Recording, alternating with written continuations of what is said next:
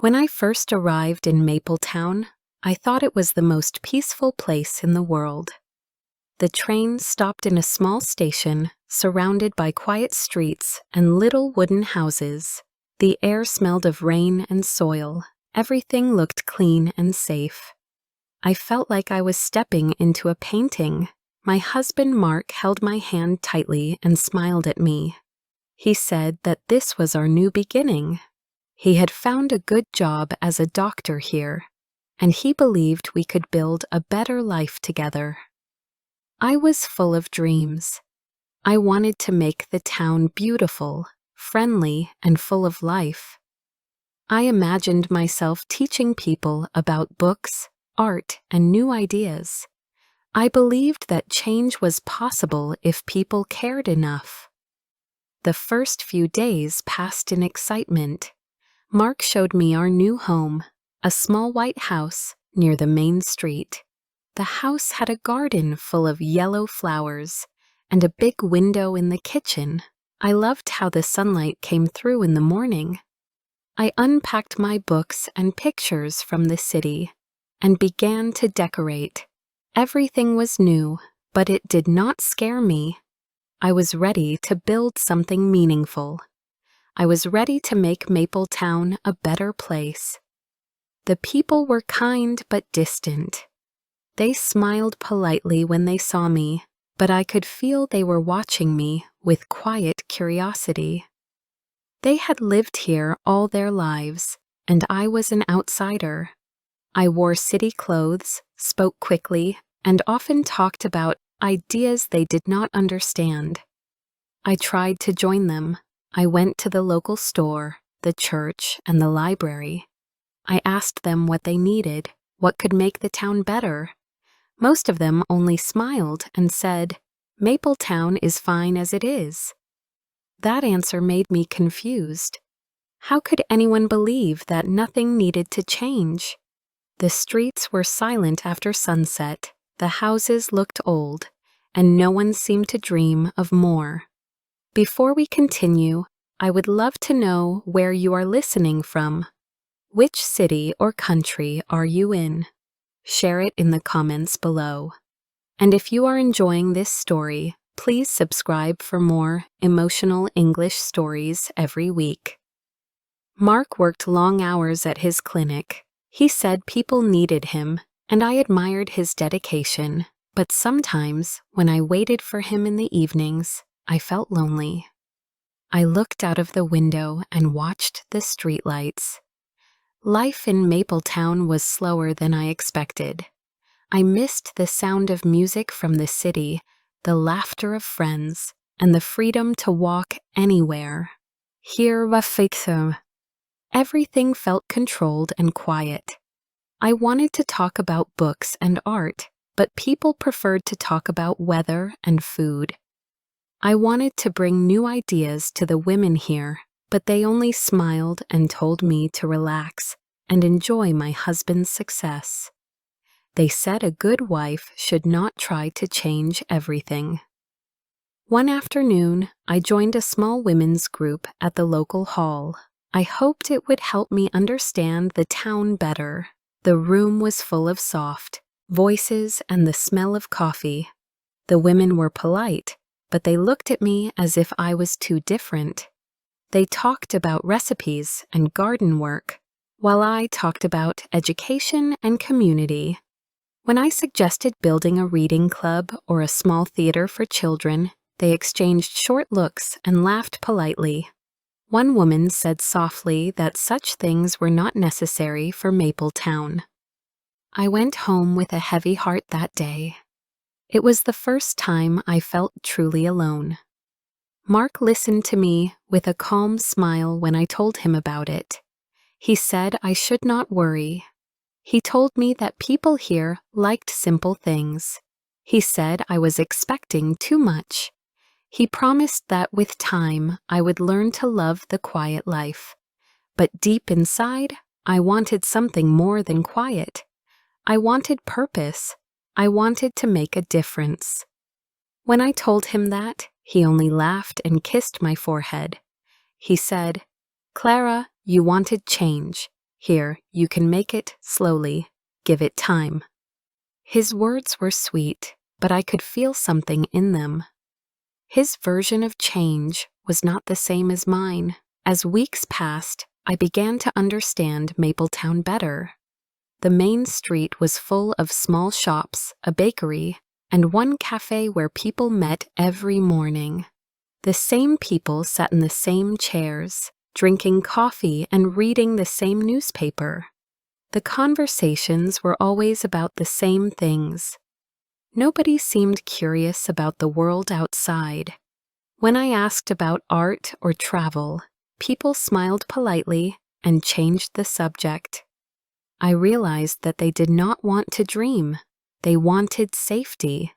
They wanted everything to stay the same. It hurt me because I came here hoping to bring light, and instead, I felt my own light becoming weaker. One cold morning, I walked to the edge of town and looked at the fields. The land stretched endlessly, brown and empty under the gray sky. I stood there for a long time and thought about my life in the city. There, I had friends who talked about books and painted on weekends. There were libraries, concerts, and people who wanted to grow. Here, there was only silence. I started to wonder if I had made a mistake. I married Mark because I loved his calm nature and kind eyes. I believed we would share a dream of change. But now it seemed that his dream was simply to live quietly and be respected. Mine was to live fully and be free. Mark was happy in Mapletown. The people liked him and trusted him. They called him Dr. Kennicott and smiled when he passed. He had become part of their world, but I still stood outside it. He told me that I was worrying too much, that life did not need to be perfect. But I wanted more than comfort. I wanted meaning. Every evening, when he returned home tired, I tried to share my ideas with him. He listened kindly but never took them seriously. Sometimes I felt as if I was speaking to the walls. He promised me that coming here would bring us closer, but instead it built a quiet distance between us. I began to notice how people in Mapletown talked about me. When I went to the market, I heard them whisper my name softly. They said I thought I was better than them. They said I did not understand what real life was. It hurt me deeply. I did not want to feel superior. I only wanted to help them see beauty. I wanted to paint the gray walls of the school, plant flowers near the church, and build a small park for children. But they called me strange for caring too much. I tried to smile and ignore it, but each comment stayed in my heart. At night, when I lay beside Mark, I often could not sleep. He slept peacefully while I looked at the ceiling and thought about the woman I used to be. I remembered my excitement when I first arrived here. I had promised myself that I would never give up on my dreams. But slowly, I was changing. I spoke less, I smiled less, and I started to accept the silence of Mapletown. I told myself it was only temporary, but deep down, I was afraid that this silence was becoming a part of me. One evening, when I walked alone near the river, I saw my reflection in the water. I looked tired and older than before. I whispered to myself that I had to hold on. I could not let Mapletown take away my dreams. But I did not know how to keep them alive. The wind was cold, and the lights of the town shone softly in the distance. I realized that maybe the chains I felt were not around me, but inside me. I was trapped between my dream of change and the reality that did not want it.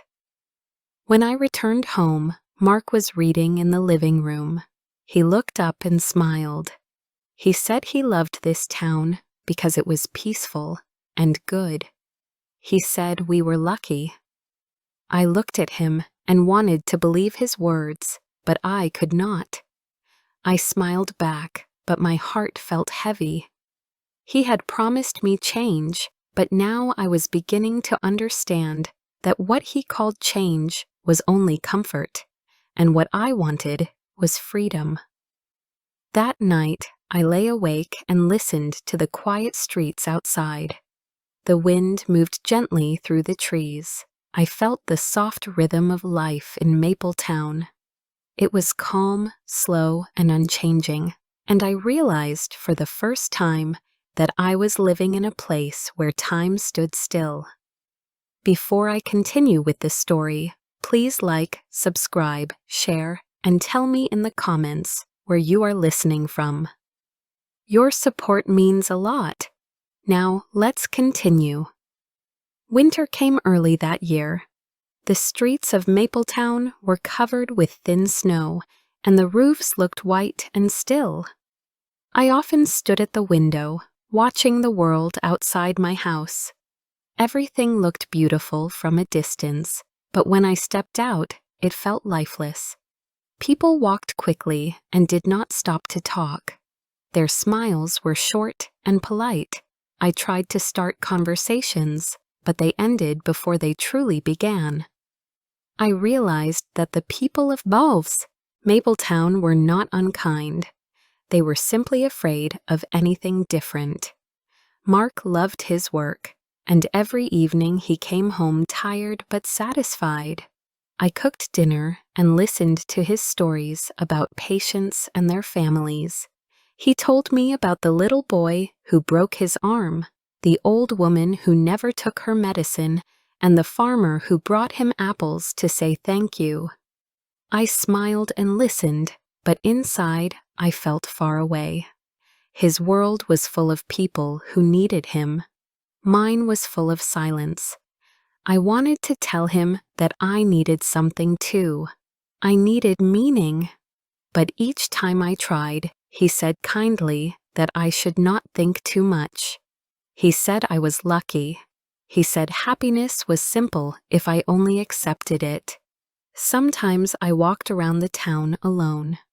I looked at the old houses and empty gardens. I wanted to make them alive again. I thought of organizing small meetings for women, where we could read, talk, and learn from each other. I wanted to teach children about art and books. I wrote a few ideas in my notebook and showed them to Mark. He smiled and said my heart was kind, but he also said that people here were not ready for such things. He told me to wait. He said everything takes time. His words were calm, but they felt like a quiet warning. I began to wonder if waiting forever was the only way Mapletown lived. One evening, I went to visit a family that Mark often helped. They were kind to me, and I felt happy to be with them. The mother asked me about my life in the city. Her eyes were full of interest, but when I told her about the books I read and the concerts I loved, her smile faded. She said softly that such things were not for people like her. I told her they were for everyone, but she shook her head. She said that her life was already full. She had children, a husband, and a home. That was enough.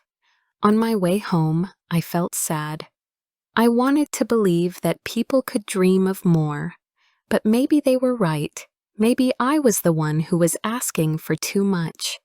The days passed slowly, each one almost the same as the one before.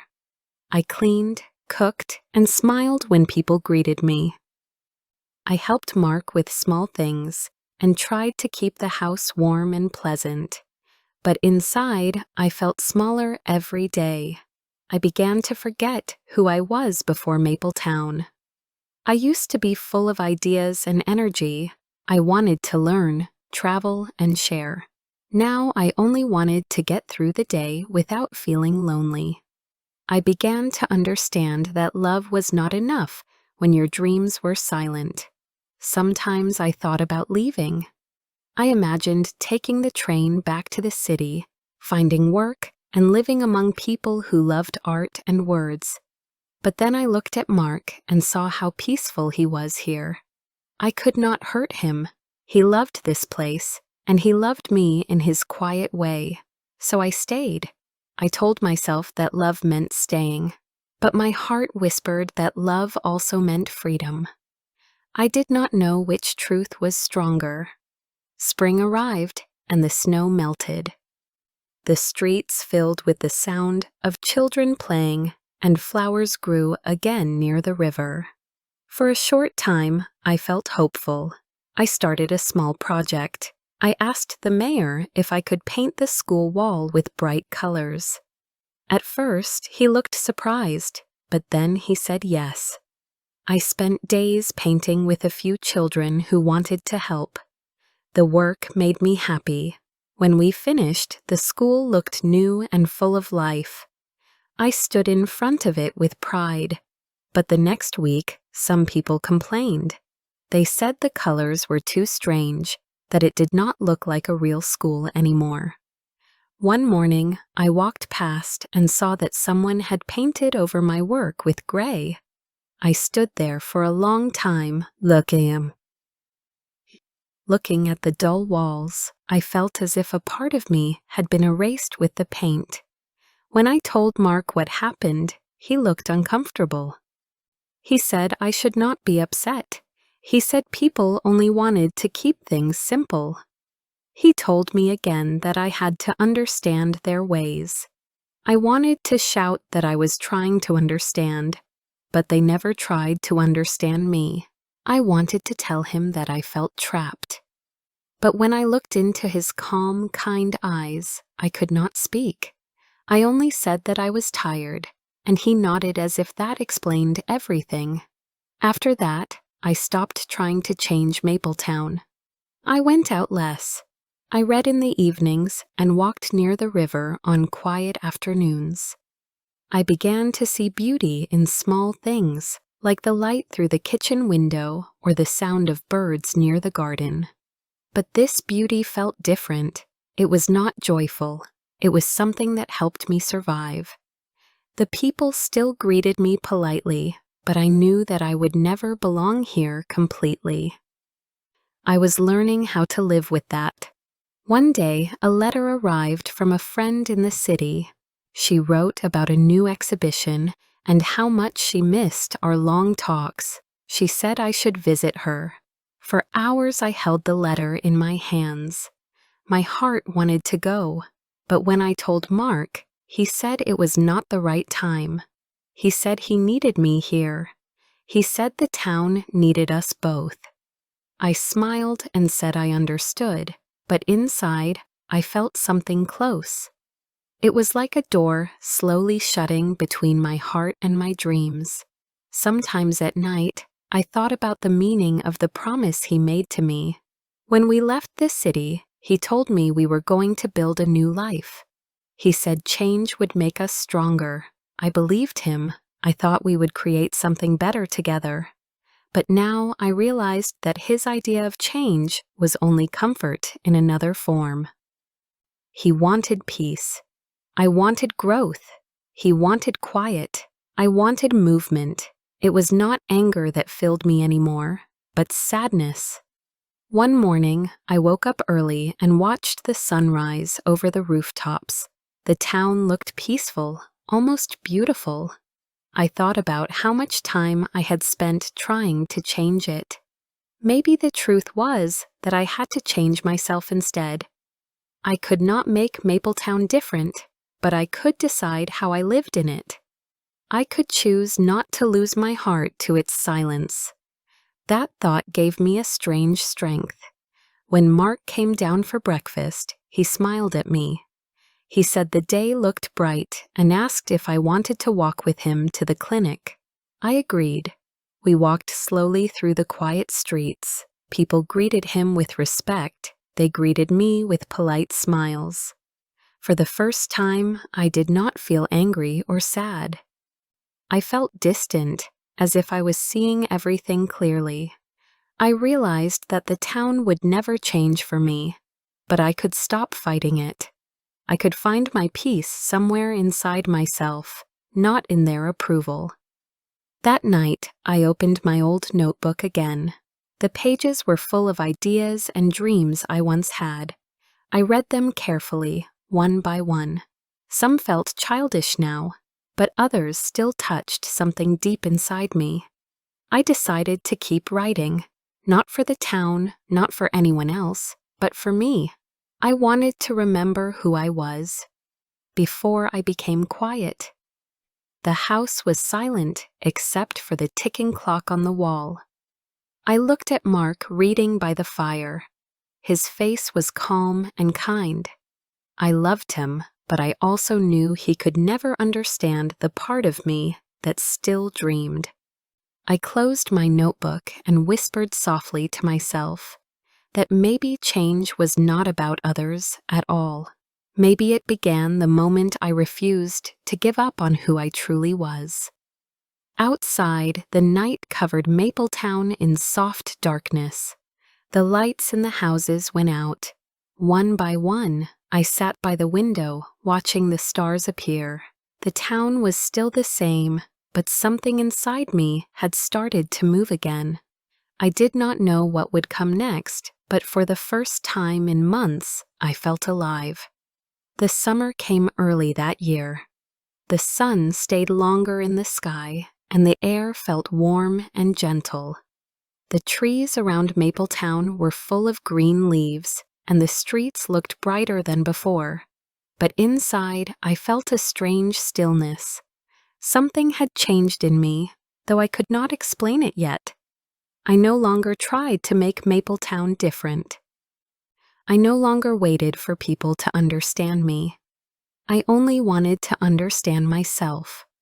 Every morning I walked to the river after Mark left for work. The path was quiet and narrow, covered with small flowers. I liked to watch the water move slowly and hear the sound of the wind in the trees. It was the only place where I could breathe freely. I often brought my notebook with me and wrote small thoughts about life, love, and hope. I wrote about what it meant to feel alone even when surrounded by people. Writing helped me find peace. It made me remember that my dreams were still alive, even if they were hidden deep inside me. One day, as I sat near the river, I saw a young girl from the town. Her name was Lily. She was about 14 years old, with curious eyes and a shy smile. She had seen me before, but never spoke to me. That morning, she came closer and asked what I was writing. I told her I was writing about the world, about beauty and change. She looked at me with surprise and said she wanted to learn to write like that too. I invited her to sit beside me. We talked for a long time about books, words, and dreams. It was the first time in months that I felt a connection with someone in Mapletown. After that day, Lily came to see me often. Sometimes she helped me in the garden. Other times we sat together and read simple poems. She told me about her school, her family, and how she wanted to travel one day. I listened with care, and her words reminded me of myself when I was young. I realized that even in a quiet town, there were still hearts that wanted to dream. Maybe my purpose here was not to change everyone, but to reach even one person who was willing to see the world differently. That thought filled me with quiet joy. Mark noticed that I seemed happier, and he said he was glad. He believed I was finally learning to love Mapletown. I smiled and let him think that, though what I felt was different. I had stopped fighting the town. I had accepted that its silence was something I could not control. But I also learned that I did not need to let it control me. I started to build my own small world inside the big, quiet one around me. My world had books, writing, small talks with Lily, and the freedom to dream again. One evening, the mayor's wife invited me to help with a community event.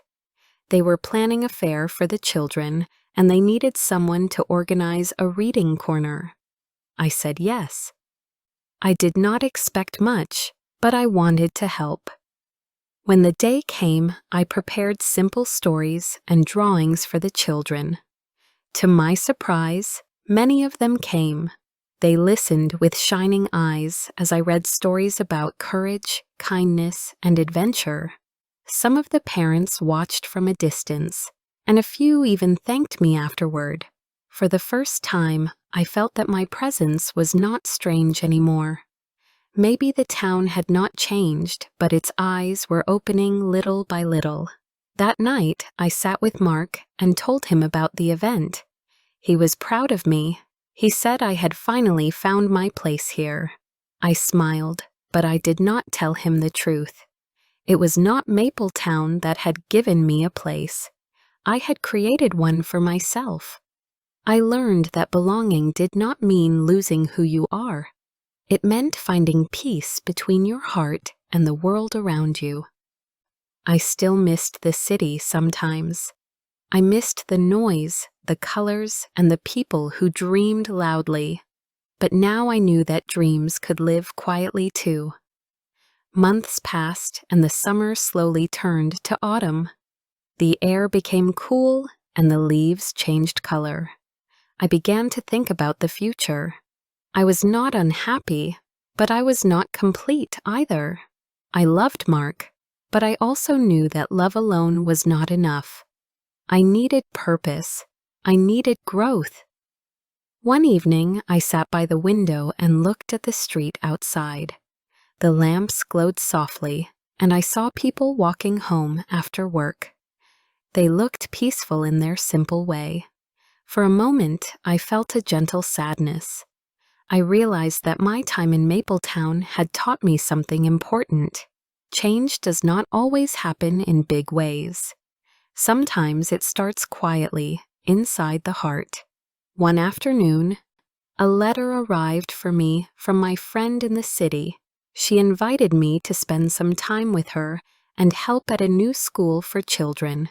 She said they needed someone who cared about creativity and language. My hands trembled as I read the letter. It felt like a door opening after a long time. I wanted to go, but I also felt afraid. I had spent years building this life with Mark. Could I really leave it, even for a short time? When I told him about the letter, he looked surprised. He said it was good that my friend thought of me, but he also said he needed me here. His words were kind but heavy. That night, I lay awake and thought about what I truly wanted. The next morning, I walked again to the river. The air was cool, and the trees were beginning to lose their leaves. I sat on the same rock where I had written so many pages. The water moved softly, like a voice calling me forward. I thought about the promise Mark made when we left the city. He said he wanted a new life, full of meaning and change. But the change I found here was not the one I imagined. It was quiet, still, and heavy. I realized that I had waited too long for someone else to set me free. Freedom was not something he could give me. It was something I had to take for myself. That day, when I returned home, I told Mark that I wanted to visit the city for a few months. He looked at me with surprise, then concern. He said he would miss me. I told him I would miss him too, but I also told him that I needed to see who I was outside of Mapletown. I said it softly, but my voice did not shake. For the first time in a long while, I spoke from my heart. He did not argue. He only nodded slowly and said that he understood. I could see in his eyes that he did not truly understand, but he respected my choice. That was enough. A few weeks later, I packed my small suitcase. Lily came to say goodbye. She hugged me tightly and promised to keep reading and writing while I was away. I told her she must never stop dreaming, no matter where she lived. When the train arrived, Mark stood beside me on the platform. He looked calm but quiet. He said he hoped the city would make me happy. I said I hoped it would help me find myself. We said goodbye with gentle smiles, not with tears. As the train began to move, I looked out of the window and saw Maple Town growing smaller in the distance. I felt sadness, but also a strange lightness. For the first time, I was not running away. I was moving towards something. The city welcomed me with noise, color, and life. The streets were full of people, and everything felt alive again. I stayed with my friend and began helping at the small school she mentioned. The children were curious and full of questions. Their laughter filled the rooms, and I felt energy returning to my soul. Each day I taught them to see beauty in simple things, to believe in their ideas, and to speak without fear. I realized that I was not the same woman who once arrived in Maple Town full of dreams and disappointment. I had grown quieter but stronger. My dreams were no longer loud and impatient. They were calm, clear, and full of purpose. Sometimes I thought of Mark and Maple Town. I did not feel anger or regret. I only felt gratitude. That small town had tested me, and through that test, I had found my strength. It taught me that change does not always come from fighting others. Sometimes it comes from finding peace within yourself and choosing your own path. When I wrote to Mark, I told him that I was happy and that I hoped he was too. He wrote back, saying he was proud of me. His letter was short but kind. I knew then that we would both go on living, perhaps in different ways, but with understanding. One evening, I walked through the city park. The trees were golden with autumn, and the sky was soft and pale. I sat on a bench and opened my notebook again. The first page still had the title I once wrote months ago in Maple Town. It said, "He promised change, not chains." I smiled as I looked at it. The story was now complete. I understood that he had kept his promise in his own way. He had given me the chance to see that true change comes from within, not from others. The chains I felt were never his doing. They were my own fear of letting go, and now I was free.